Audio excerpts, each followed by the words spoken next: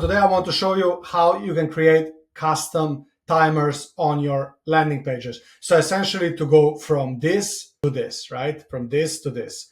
I use ChatGPT to create this. So I'm preparing a small promotion for Cyber Monday, and one thing that I was missing is the countdown timer. Cyber Monday, it's always only 24 hours, and that's where countdown timers are super important. They always kick in the last 48 to 24 hours. So how did I go about it? First, I asked ChatGPT what date is Cyber Monday and how this reflects into my GMT +1 where I'm in France.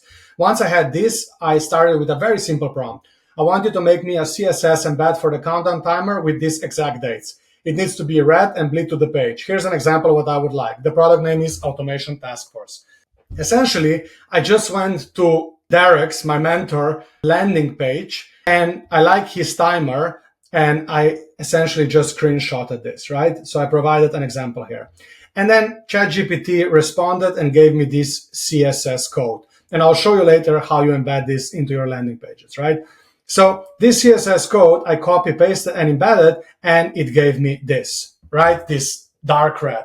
And I didn't really like it because red can sometimes push people away. So I spoke more to ChatGPT here, right? Okay, I like more light red. And he gave me another CSS code, right? Which was something like this. So from this to this. And then basically, I still don't like the color, so I'm asking ChatGPT, I'm brainstorming a bit, what are good colors? He give me another CSS, I copy and paste it, I don't like it, so I'm moving on, and I come here, and before I move with the colors, he said, the Cyber Monday starts in. I wanted on this text to be written, the offer ends in. So I asked him to change the text on the button, he does that, he gives me another CSS. And here I realize I really don't like the red color for this promotion, right? So I ask him, is there another color which we can use that is not red? Black perhaps, or black and white?